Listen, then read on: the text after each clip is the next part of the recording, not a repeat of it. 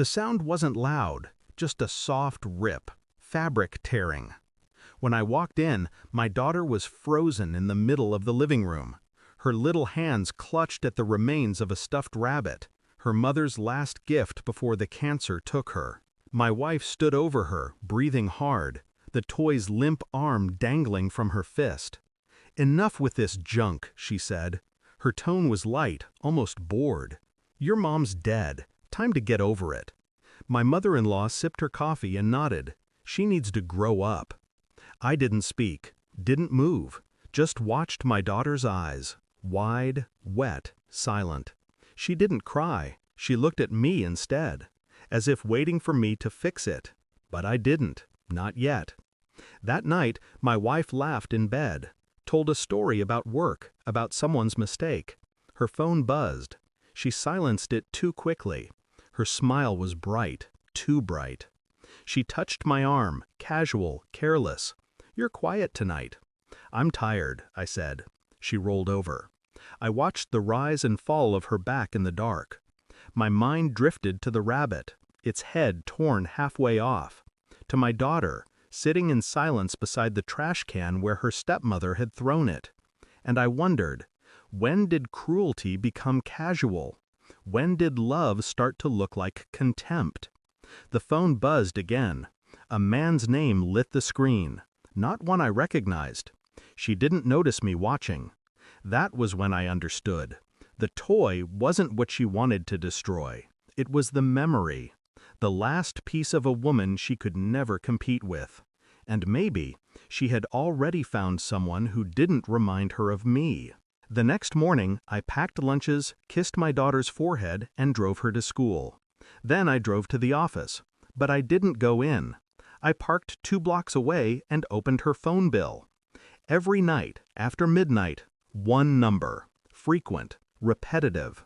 I wrote it down. Then I called a friend, a man who owed me a favor. "Can you run a trace?" I asked. He didn't ask why. 3 hours later he called back. "Belongs to a coworker. Same department." He paused. "She's been at his apartment a lot lately. Security cams don't lie." I thanked him quietly, hung up. That night I made dinner. She smiled again, told me about late meetings.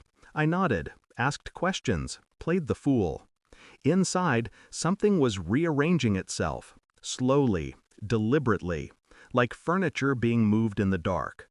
Not rage, not even jealousy, just clarity, the kind that cuts deeper than anger ever could. The photographs arrived the next day, a small brown envelope left at my office desk. Her car, his apartment, 2 silhouettes behind a curtain. I flipped through them one by one, each image quieter than the last. Not passion, just convenience. That evening I didn't speak during dinner. My daughter talked about a school project. My wife smiled at her, pretending warmth, pretending family. When the dishes were done, I walked to the living room, placed the envelope on the coffee table, and sat across from her. She frowned. "What's that?" "Something I found," I said. She opened it. One photo slid into her lap. Another, then another. Her hands began to tremble. "I can explain," she whispered. "I know," I said. "You always can." My voice was calm, even gentle. That's what made it worse. I didn't shout, didn't accuse. I just stood and walked to my daughter's room. The torn rabbit sat on the shelf, its head now sewn carefully back on. My stitches, clumsy but strong. I handed it to my daughter. "Keep this," I told her. Then I returned to the living room. She was crying now, ugly, desperate sobs. "Please don't do this. We can fix it." I looked at her, then at her mother, silent in the corner, eyes downcast. "I already did," I said. "I fixed what mattered." She blinked, confused. "What do you mean?" I gestured toward the door. "You and your mother will be out by morning. I've already called my attorney. Everything's arranged. You'll get what you deserve." Her lips parted. "I can," I said, "and I will." She reached for me. Her touch no longer meant anything. That night, I stood in my daughter's doorway and watched her sleep. The rabbit lay beside her, whole again. The house was silent. Down the hall, I could hear faint crying, boxes being packed, doors opening and closing. I felt nothing. Not triumph, not grief.